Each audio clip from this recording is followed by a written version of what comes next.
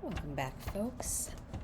Today we will be learning about the type and format of short answer response that we will use in this class this semester. And the format is called CER or CER. And so we'll do an overview of what that means right now together. And then on your own before you get to class, and then certainly we'll spend all of time in class practicing the homework that is currently open for you. So let's talk a little bit about why I use this type of formatting and ask that you use this type of formatting for any short answer question. I do want you to understand that I don't expect you to be perfect at this right from the beginning, right? It's going to take some time to get used to unless you've already used CER or CER in a previous class, because I know some other faculty have adopted this style as well. The way I use it might be a little bit different than the way that they use it. The only way to get good at writing responses in this format is to practice, just like literally everything else, right? I don't expect you to be perfect at anything the first time you try it. So how are we going to be writing short answer responses in this class together?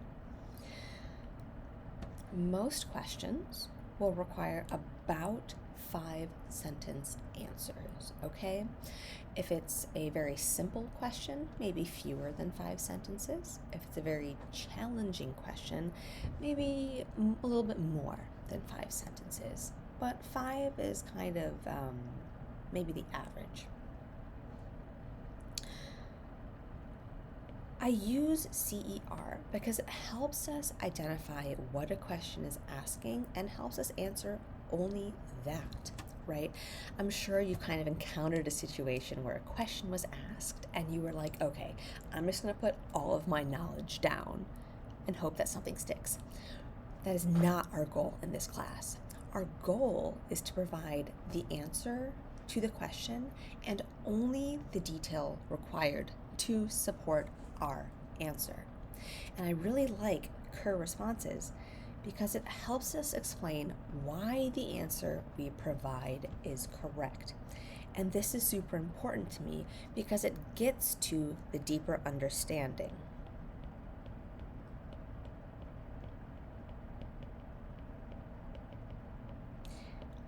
Rather than just memorization.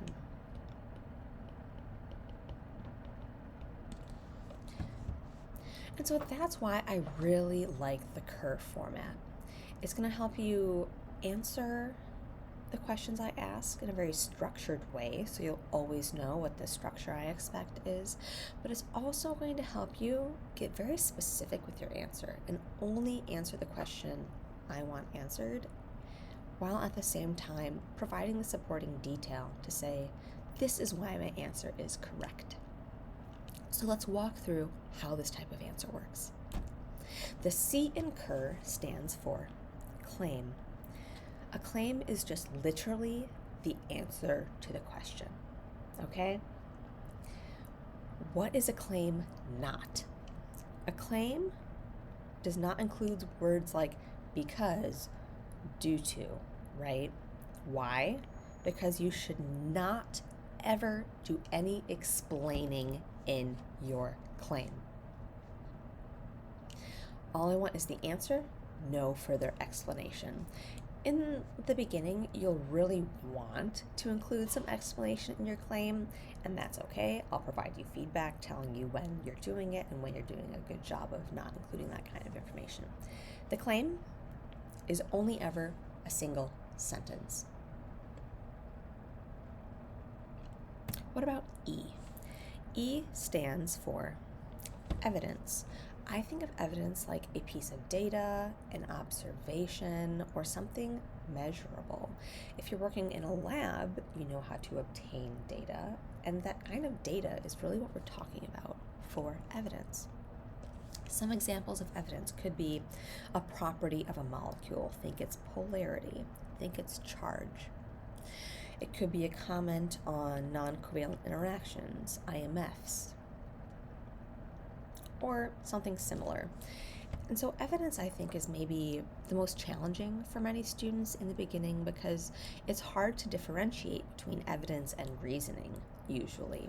But evidence is something that you'll definitely get a feel for throughout the first weeks of this class, and you'll get better at identifying evidence.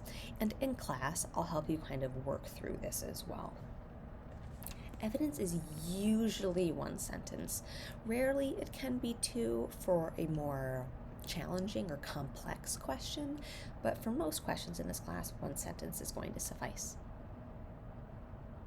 Now R. R is where all of the good stuff is, reasoning. Reasoning is really where you connect the evidence to your claim and convince me your answer is correct. So I think about reasoning as the why. If you give me an answer, well, why is your answer correct? Make a good argument, right? And so in the reasoning, you'll usually use a theory that we've learned in class, some overarching concept, maybe a law, maybe a definition, right? Some kind of like fundamental understanding. You'll use that, and then you'll kind of explain how that helps your answer, why that supports your answer being correct. The why is the very most important part. And the reasoning is really what's going to differentiate an answer that passes from an answer where you'll need to kind of revise it and try again.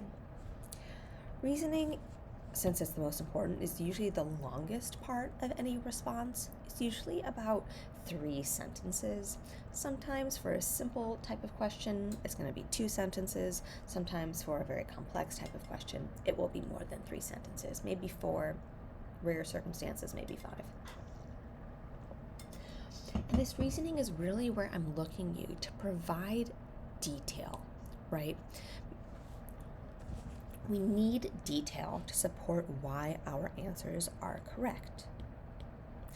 Vague answers usually do not pass. Even if you provide me a claim that is correct, if your reasoning doesn't sufficiently back it up, if your reasoning doesn't sufficiently explain why that answer is correct, using some foundational knowledge that we built together, it is unlikely your answer will pass.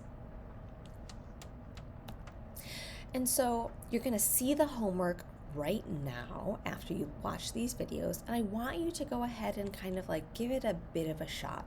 Don't spend too much time on this homework. Don't spend more than, I would say, half an hour, because we're really going to be working on this homework together during class time. Unlike homeworks next week when we start to dive into class material, where you'll do that homework mostly on your own and we'll just review it in class, the homework for CER Day will primarily be completed in class, since I don't expect you to have kind of any familiarity with this coming into biochem. Okay, folks, we're going to learn how to write using the CER or CER format. This will come with time. You're not going to be great at it to begin with, but I promise you, you'll get really comfortable by the end of class.